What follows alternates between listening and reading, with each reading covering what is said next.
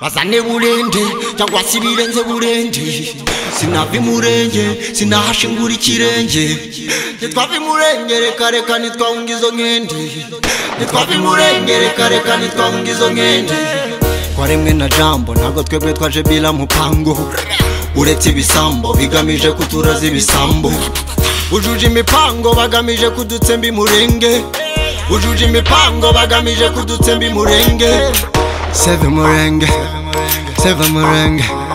Seve murenge yuweni sierra Seve murenge Seve murenge mahanga monisco Seve murenge afande makanika imani kurinde gupanika afande makanika imani kurinde gupanika afande makanika imani kurinde gupanika afande makanika imani kurinde gupanika afande makanika imani kurinde gupanika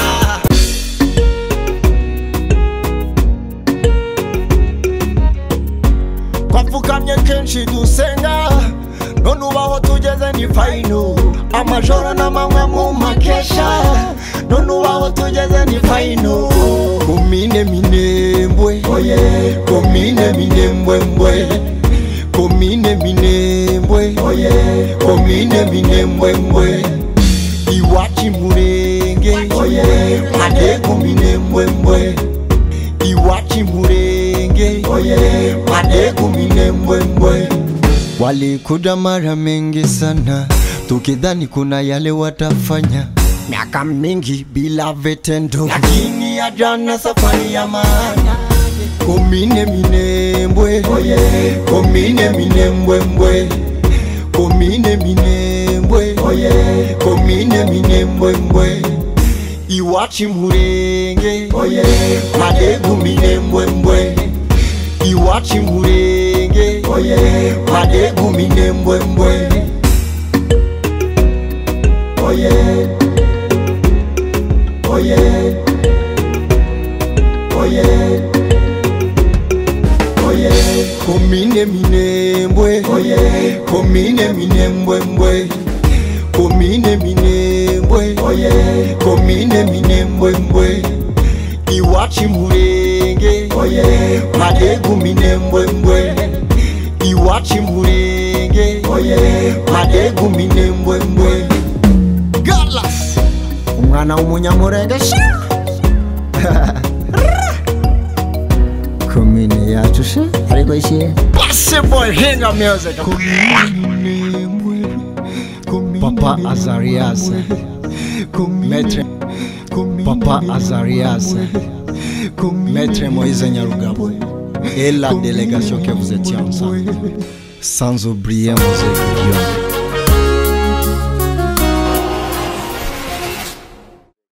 Ya nkuko mubibona rero n'umusore wanyu Galas cyangwa se umwana w'umunyamurenge sha uyu munsi nkuko mubibona turi muri gym aho dukorera imyitozo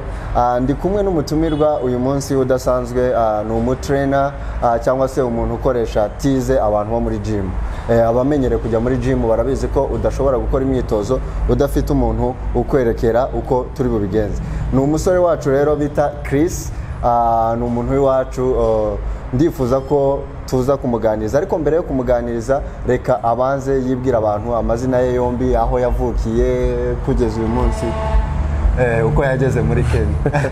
ingendo kagwari kuri ya services twaje tureka isubizo iyi ngarimwe kubifuza kohereza imizigo mu bihugu bitandukanye batuye muri Kenya ndetse no koherezwa wadusanga Kayole Masimba Stage Joy Business Center etage ya mbere umuryango wa 11F twandikiye kuri WhatsApp cyangwa duhamagare kuri 0716883047 cyangwa 0795883036 ingendo kagwari kuri ya services igisubizo Ya Chris karibu cyane kuri Galas Music ndishimye cyane kuba twakora aka kantu njyewe banyita Christian Kabaruza zimwe abagabo njye navukiye muri Congo ariko akaba narabaye mu Rwanda muri childhood yanjye yose intambara niyo yatuzanye inaha bahunze nk'abarifije nyine twisanga inaha tutangira ubuzima buhoro buhoro tugenda tumenyera ukuntu ubuzima bwa hanze bumeze and muri ibyo ngibyo dukomeje kubaho tu. Chris rero nk'uko bisanzwe hano twese twabaye abenshi bahabaye mu buzima bw'ubuhungiro kubera intambara zabaye muri Congo. Wewe nko kuza nk'impunzi wageze inaha mu wuhe mwaka muri Kenya? Twebwe twageze inaha muri za 97 urazamurijwe gato. twageze inaha tuvuye muri intambara ya muri Congo niyo yatuzanye inaha twisanga inaha tukiri abapeti. Icyo gihe nari ndi muri 3e primaire nibwo wageze hano Kenya? niyo wageze hano Kenya. Noneho tugeze hano langue ibanira ducanga bya hatari. Noneho muri izo langue gutyo bahita batugarura mu mashuri batujyana muri za hasi kabisa. Dutangira nka muri primaire ya primaire hano. Primaire mu wa mbere niho twangiriye nyine tugenda dusunika ubuzima. Icyo gihe twafashagwa n'iki ari bahita gute imishinga ama association abaga ahantu twari dutuye aho ngaho agace bita Kayole. Niho wabaga? Niho twari twiberaga. None muri ibyo bihe ari iyo mishinga ari aho ngaho ku rusengero aho twakundaga kujya gukinira. Noneho niho abantu niho badufashije kugira ngo tubashe kujya ku mashuri. Baturiye ishuri kuva mu wa mbere mpaka mu wa 8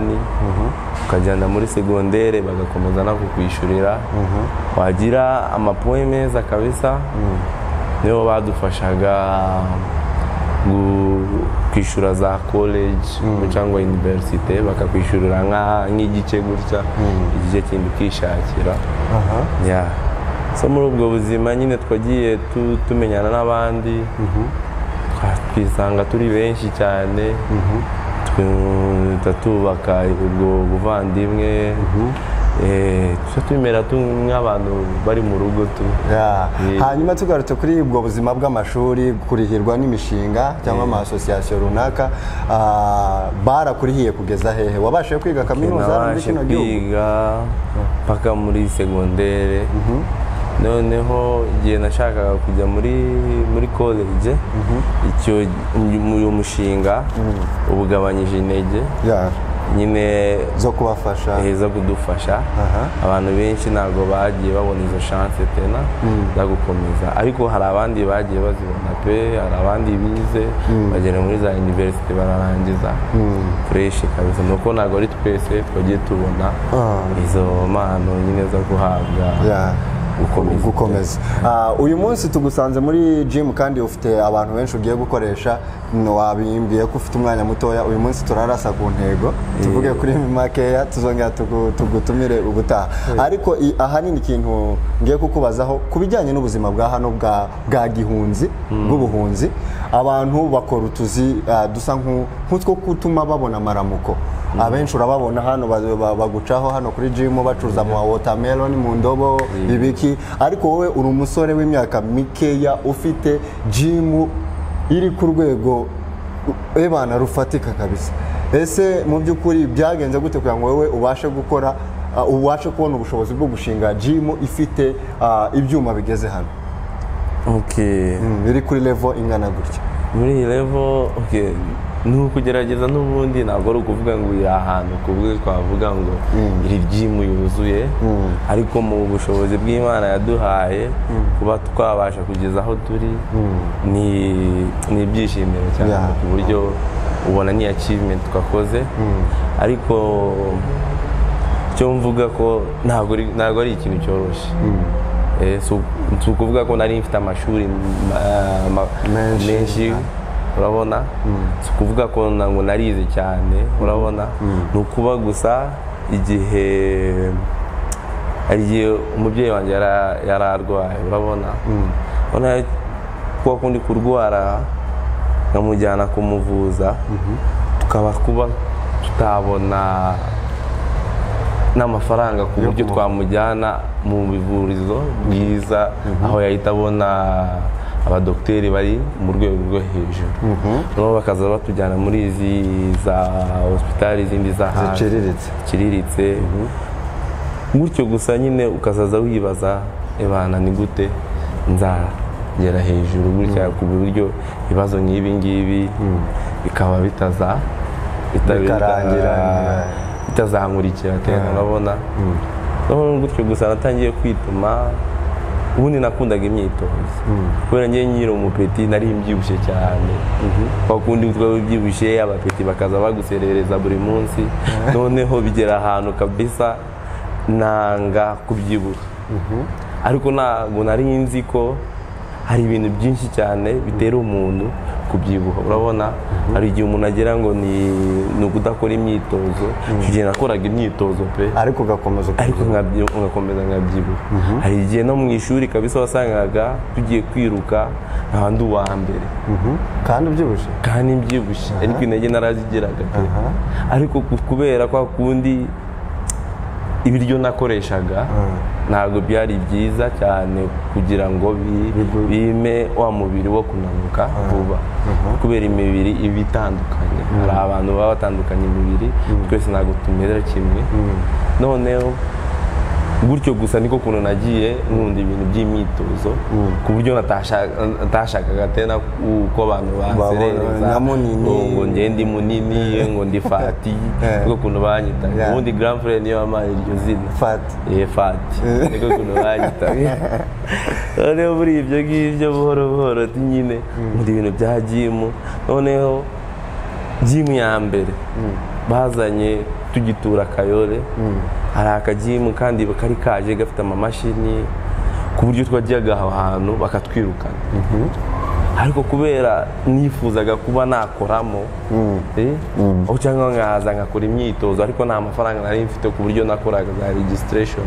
kubera amafaranga badusabaga icyo gihe badusabaga 200 yo kwiyandikisha icyo gihe nta mafaranga menshi byata muri za 2004 hano Kenya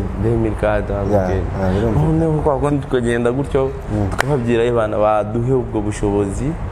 kuba twakora imyitozo akabyanga none nzambasaba permission kuba nzaza nkubura bakanyemerera nakora imyitozo watangiye ukubura kugira ngo nkubura muri ariko uyu munsi ugera kuri gym yawe umuzi nageze kuri gym dusa nk'ababanza kugira hano abantu bategereze part 2 y'iyi interview uzaduha ubuhamya burambuye ubuzima bwose waciyemo hano muri Kenya ukuntu wakubuye kugira ngo ubone gukora imyitozo ariko uyu munsi ukaba ufite gym iyi gym ku muntu utazi bya gym ihagaze nk'amafaranga ngana uhagaze nk'amafaranga nka miliyoni amafaranga y'inaha amashiringi ni miliyoni 3 miliyoni n'igice 3 z'amashiringi n'igice waratangiye ukubura naratangiye nkubura guys ntakagira umuntu ucika intege muri iki gihugu tubayemo nk'impunzi urumva ko nge yaranganirije ambwira ubundi buzima bwe buri hirya inyuma cyane tuzabuganiraho muri part 2 abantu bitegure ikiganiro kirambuye afite akazi reka tumuririzinge akora akazi ke hanyuma tuzamuganirize dutuje murakoze ari umuhungu wanyu Galas cyangwa se umwana w'umunyamurenge yes man